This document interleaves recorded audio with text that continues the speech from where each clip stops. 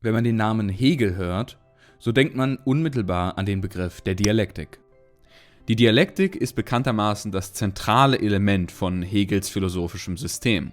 Um Hegels Denksystem zu verstehen, muss man also auch die Dialektik verstehen. Doch was bedeutet Dialektik? Meistens wird sie auf die Begriffe These, Antithese und Synthese heruntergebrochen. Das ist vollkommen falsch und stammt stattdessen von Fichte und wurde von Schelling, Hegels einstigen Zimmergenossen, aufgegriffen. In keinem einzigen Text von Hegel selbst findet sich diese Beschreibung der Dialektik. Um Hegels Dialektik wirklich zu verstehen, müssen wir begreifen, aus welchem historischen Kontext Hegels Philosophie hervorgeht. Hegel war der Hauptvertreter des deutschen Idealismus, einer philosophischen Bewegung, welche sich maßgeblich durch die Auseinandersetzung mit Immanuel Kants Kritik der reinen Vernunft entwickelte. Kant beschreibt in dieser ersten Kritik die Grenzen der Vernunft. Diese Grenze ist aus seiner Sicht das Ding an sich. Das bedeutet, wir können die Wahrheit der Gegenstände, der Objekte um uns herum, denen wir begegnen, in Wirklichkeit nie in Gänze erkennen, da sie durch unsere Kategorien und Wahrnehmungsapparate quasi gefiltert werden. Wenn wir einem Objekt begegnen, wie zum Beispiel einem Baum, so nehmen wir diesen Baum zunächst in Raum und Zeit wahr. Die Farben des Baumes existieren nur durch das Licht, welches vom Baum in unsere Augen reflektiert wird. Und auch alle anderen Wahrnehmungen des Baumes existieren nur für den Betrachter, nur im Verhältnis zu dem Betrachter. Ob der Baum auch an sich in Raum und Zeit existiert, ob der Baum auch an sich grüne Blätter hat, ohne einen Betrachter, können wir aus unserer subjektiven Perspektive des Baumes nie wirklich wissen. Laut Kant können wir durch unsere Vernunft allerdings feststellen, dass es einen Baum jenseits unserer Wahrnehmung gibt. Aber wir können niemals wissen, was dieser Baum an sich wirklich ist. Kant versucht mit seiner Kritik der reinen Vernunft, die Objektivität von Aussagen zu fundieren, ohne sich auf eine Annahme über das Ding an sich zu stützen. Eine solche Annahme wäre nur schwer zu fundieren, denn es ist eine Annahme über die Substanz. Was soll Substanz hier genau bedeuten? Substanz meint das grundlegende Material, aus dem alles gemacht ist. Das erste Prinzip. Das Wort kommt aus dem Lateinischen, substantia oder substrare, und bedeutet darunterstehend. Ganz besonders die Vorsokratiker, das heißt die Philosophen, welche vor Sokrates im antiken Griechenland Philosophie betrieben, stellten sich diese Frage, was das erste Prinzip, der erste Stoff, also die Substanz, genau sei. Thales zum Beispiel, so berichtet es Aristoteles, ging davon aus, dass alles auf dem Wasser basiere. Anaxagoras glaubte, der erste Stoff sei Luft. Und Anaximander, welcher ein Schüler von Thales war, glaubte, dass die ursprüngliche Substanz unbestimmt sei, sich allerdings in den Formen von Feuer, Wasser, Erde und Luft manifestiere. Demokrit, ein weiterer Vorsokratiker, postulierte, dass Atome die Ursubstanz seien. Diese Atome bewegen sich laut Demokrit in einem Vakuum. Dieses Nichts zwischen dem Sein macht es möglich, dass sie sich bewegen können. Lucrez ging davon aus, dass dieses Vakuum den Atomen ermöglicht, ihre freie Neigung auszuleben. Das ist seiner Meinung nach der Ursprung des freien Willens. Dadurch entsteht also ein gewisser Dualismus in der Substanz. Es gibt auf der einen Seite Atome und auf der anderen Seite das Vakuum. René Descartes griff diesen Dualismus bekanntermaßen auf. Für ihn gibt es nicht nur eine Substanz, aus der alles besteht, sondern zwei, nämlich Geist und Körper, Leib und Seele, Subjekt und Objekt.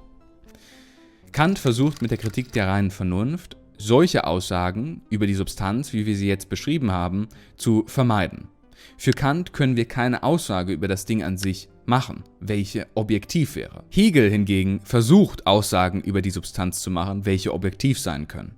Und er versucht dies, indem er die Unmöglichkeit, welche Kant zwischen dem Betrachter und dem Ding an sich auf der Ebene der Wahrnehmung beschreibt, auf die Ebene der Ontologie überführt, indem er diese Aussage zu einer Aussage nicht über die Wahrnehmung macht, sondern über die Substanz. Hegel bringt seine Position gegenüber Kant in seinem ersten Hauptwerk, die Phänomenologie des Geistes, im folgenden Satz auf den Punkt. Es kommt nach meiner Ansicht, welche sich nur durch die Darstellung des Systems selbst rechtfertigen muss, alles darauf an, das Wahre nicht als Substanz, sondern ebenso sehr als Subjekt aufzufassen und auszudrücken. Dieser Satz wird meistens folgendermaßen zusammengefasst: Substanz ist Subjekt.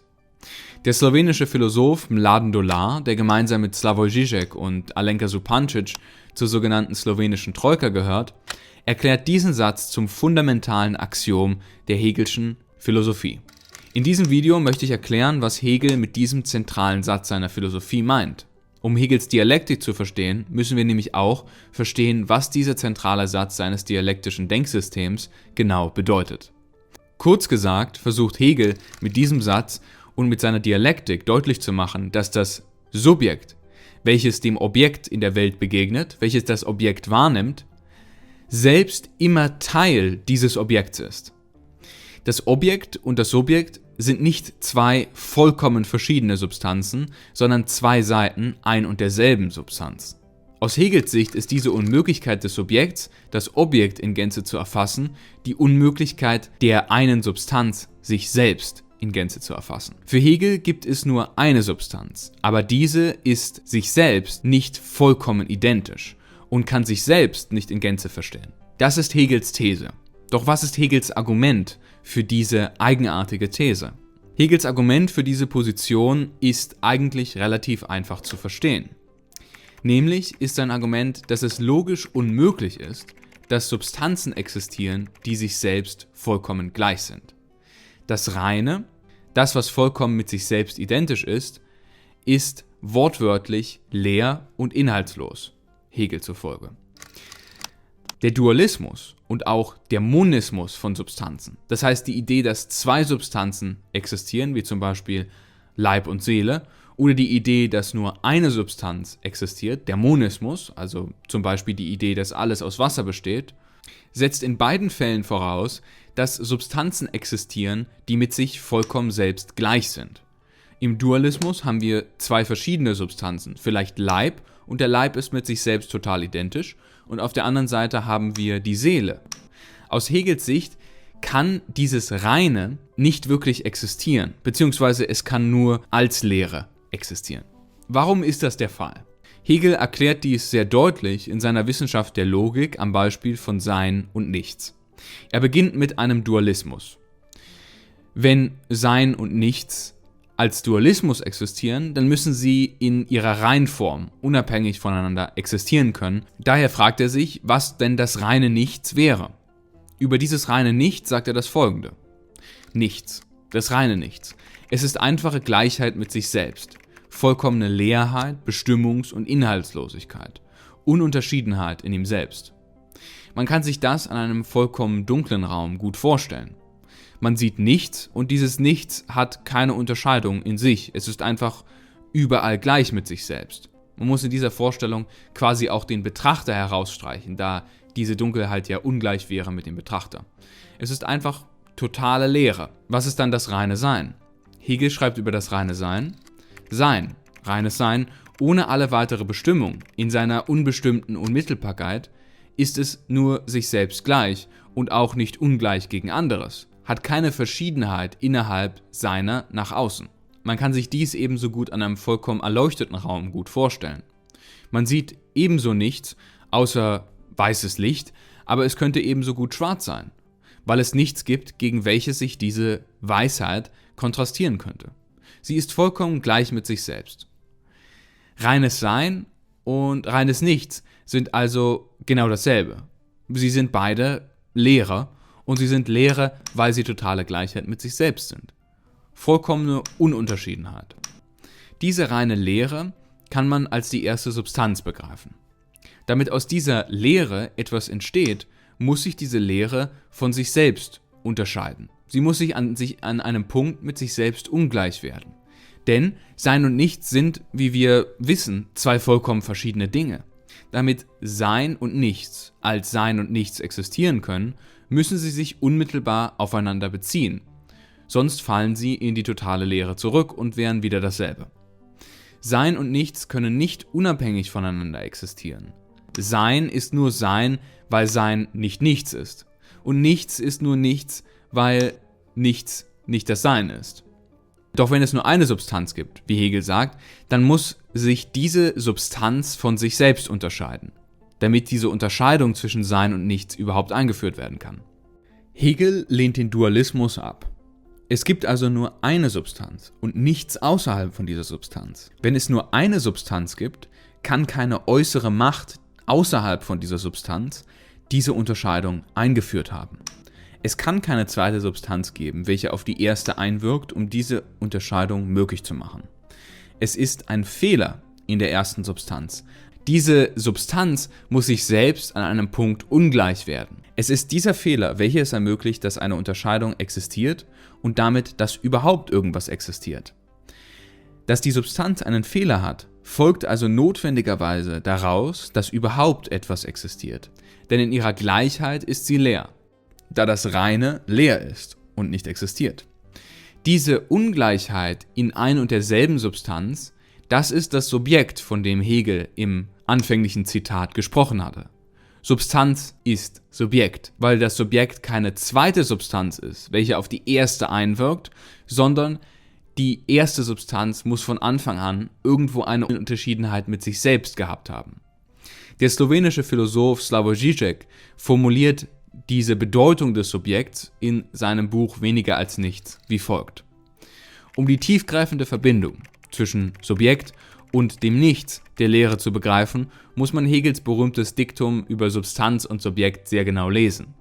Das Subjekt steht für die Unvollständigkeit der Substanz, für deren inneren Widerspruch und innere Bewegung, für das Nichts, das die Substanz von innen her durchkreuzt, ihre Einheit zerstört. Durch diese Selbstunterscheidung, das heißt durch das Subjekt in der Substanz, kann das Sein als Sein und das Nichts als Nichts existieren, weil sie nun einen minimalen Abstand voneinander gewinnen und sich dadurch voneinander unterscheiden können. Doch da sie nicht rein sind und nicht unabhängig voneinander existieren können, weil sie dann wieder dasselbe wären, nämlich in der Leere, bedeutet das, dass sie sich immer gegenseitig quasi verunreinigen. Man kann sich das am Beispiel eines Möbiusbandes gut vorstellen. Ein Möbiusband erscheint so, als hätte es zwei Seiten, hat aber in Wirklichkeit nur eine. Wollen wir eine der Seiten für sich verfolgen, so kommen wir immer auf der anderen Seite wieder heraus. Das bedeutet auch, dass wenn wir eine Seite für sich isolieren wollen, wir unmittelbar auf der anderen Seite wieder herauskommen und wenn wir eine Seite von der anderen trennen wollen, das gesamte Band eigentlich verschwinden muss. Eine Seite kann nicht isoliert unabhängig von der anderen existieren. Hegel nennt diese Notwendigkeit einer Substanz, sich auf ihr Gegenteil zu stützen, das sich anders werden. Das Sein wird sich im Nichts ein anderer. Und es braucht diesen anderen, denn ohne dieses andere wäre sie wieder leer. Die Substanz wird sich selbst ein anderer, um nicht Leere zu sein. Genau dieses sich selbst ein anderer werden, das ist quasi dieser minimale Punkt der Ungleichheit mit sich selbst. An irgendeinem Punkt ist sich die Substanz selbst fremd und nur dadurch ist sie nicht Leere. Aus dieser Position des sich selbst Fremdwerdens, der minimalen Ungleichheit in der Substanz, aus dieser Position der Verunreinigung durch das Gegenteil, kann die Substanz zum ersten Mal zurückblicken und quasi im Rückblick feststellen, was sie einmal war in ihrer Lehre. Der slowenische Philosoph Mladen Dolar bezieht diesen Rückblick und auch dieses Fallen aus der Gleichheit mit sich selbst auf den christlichen Mythos des Sündenfalls, wie im folgenden Clip. In order to be anything, it has to take the risk of becoming other than itself, of passing into its other. So, the self is empty in itself if it doesn't take the risk of adopting the otherness, of passing into the otherness. So this is sich anders werden, and this goes for any entity, let's say. Any entity is empty in itself, but the origin is empty in itself, unless it takes the risk of self-other, unless it produces the something that goes beyond that origin. Something that negates that origin. In order to be anything at all, it has to adopt the otherness. This is extremely basic Hegel stance. And one other way to present this idea is the idea of the fall. And Slavoj Žižek has written quite a bit about the question of the fall. And you can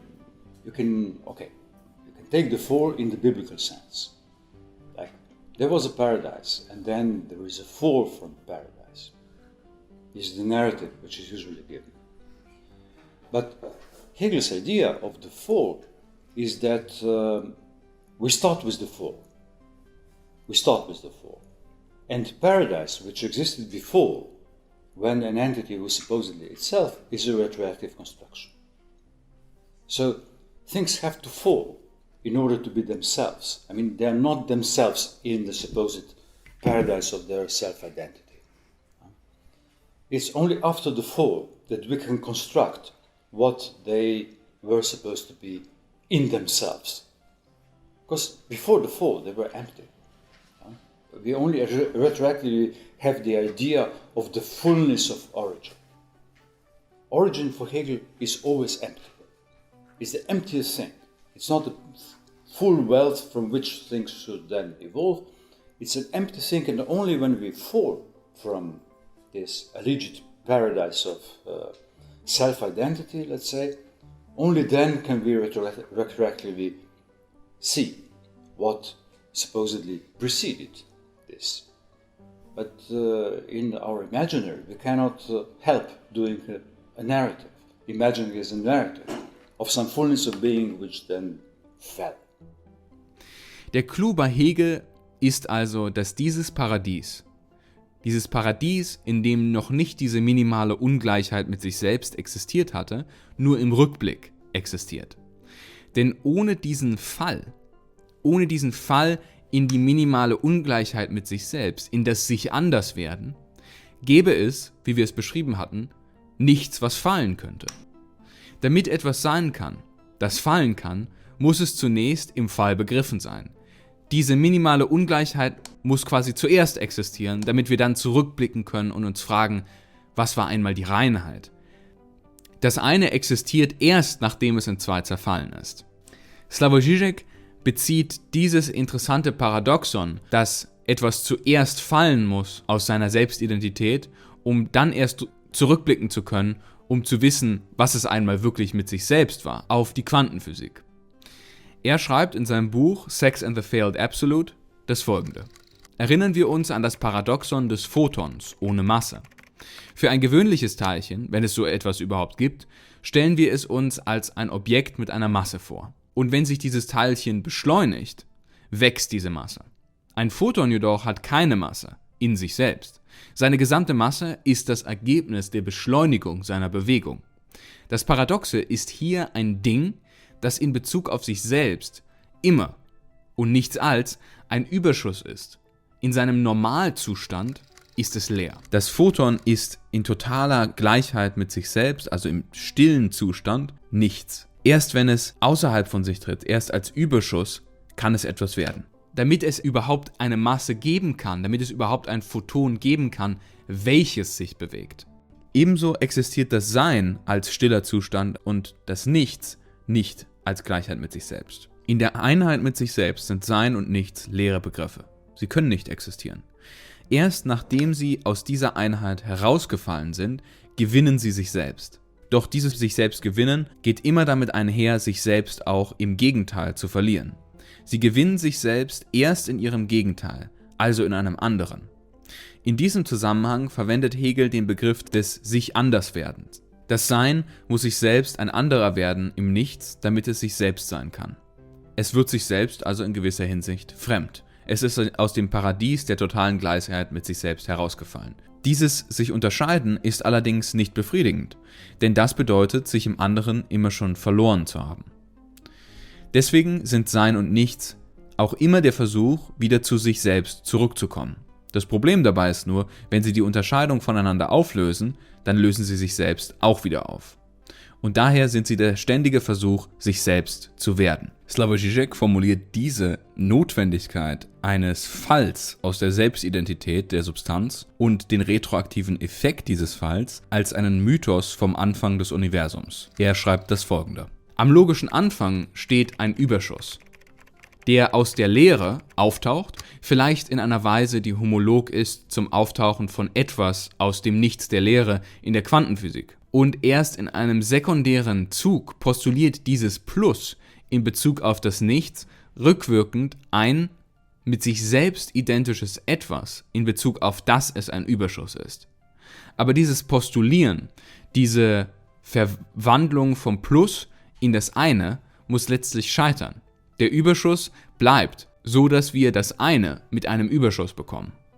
Da die erste sich selbst identische Substanz leer ist, muss zuerst aus dieser Leere ein Überschuss kommen, eine minimale Ungleichheit. Ein Punkt, an dem die Substanz nicht gleich ist mit sich selbst, und erst im Rückblick kann diese Ungleichheit darauf schließen, dass sie ein Überschuss von etwas war, das einmal mit sich selbst identisch war. Erst durch diesen Rückblick entsteht aus der Leere etwas.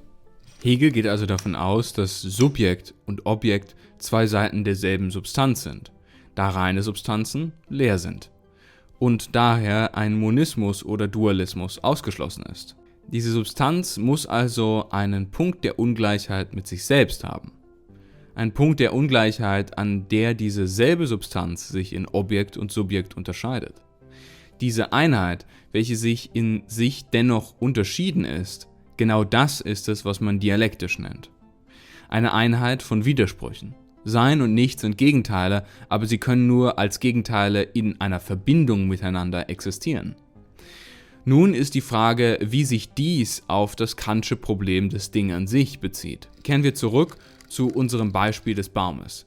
Wie begreift Hegel diesen Wahrnehmungsprozess aus seiner dialektischen Sicht? Der Betrachter und der Baum sind aus seiner Sicht nicht mehr zwei vollkommen getrennte Substanzen, sondern sie sind Teil ein und derselben Substanz. Um zu verstehen, was Hegel hier meint, verfolgen wir den Wahrnehmungsprozess nach Hegel Schritt für Schritt.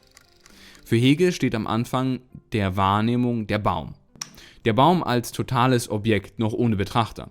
Im zweiten Schritt stellt der Betrachter fest, dass er den Baum gerade wahrnimmt und dass der Baum nur Baum ist, weil er ihn als solchen wahrnimmt. Doch das Wichtige ist hier, nur für den Betrachter kann der Baum als Baum existieren. Nun haben wir in einem dritten Schritt also zwei Bäume. Einen Baum an sich, aus dem ersten Schritt, und einen Baum für sich, aus der Sicht des Betrachters, nämlich aus dem zweiten Schritt. Meine Sicht verfehlt den Baum. Die Erscheinung des Baumes für mich umfasst den Baum an sich nicht in Gänze. Aber nur durch meine Sicht kann der Baum Baum sein. Das heißt, der Baum hat sich in seinem Gegenteil in etwas, das nicht er ist, entfremdet. Aber nur dadurch kann er Baum sein, so wie das Nichts nur nicht sein kann durch seine Unterscheidung vom Sein. Zwischen dem Baum für mich und dem Baum an sich gibt es eine Unterscheidung. Das ist das Subjekt in der Substanz des Baumes. Das ist der minimale Punkt, in dem der Baum sich selbst ungleich wird.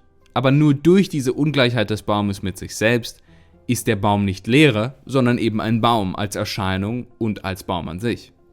Die Substanz ist durch uns, durch den Betrachter, für sich und nur dadurch kann sie an sich sein, aber hat sich dadurch auch immer schon in ihrem Gegenteil verloren. Die Verfehlung des Betrachters, den Baum in seinem An-sich-Sein zu erfassen, ist eigentlich eine Verfehlung der Substanz, sich selbst in Gänze zu erfassen. Die reine subjektive Wahrnehmung des Baumes, also der Baum für mich, wäre leer, denn sie hätte kein Objekt, welches überhaupt wahrgenommen wird. Sie könnte sich auf keinen Baum beziehen. Und der Baum als reines Objekt, ohne Betrachter, das heißt der Baum an sich, wäre ebenso leer, denn er hätte jedes Baumsein verloren.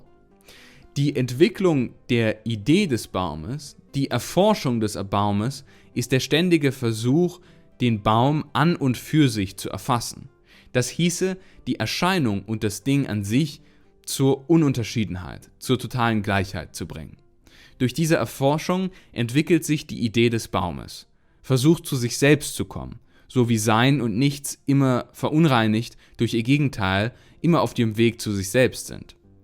Genau diese unmögliche Gleichheit der Substanz mit sich selbst, also die Gleichheit zwischen Baum an sich und Baum für sich und der daraus folgende Weg der Substanz zurück zu sich selbst, genau das ist, was Dialektik bei Hegel bedeutet.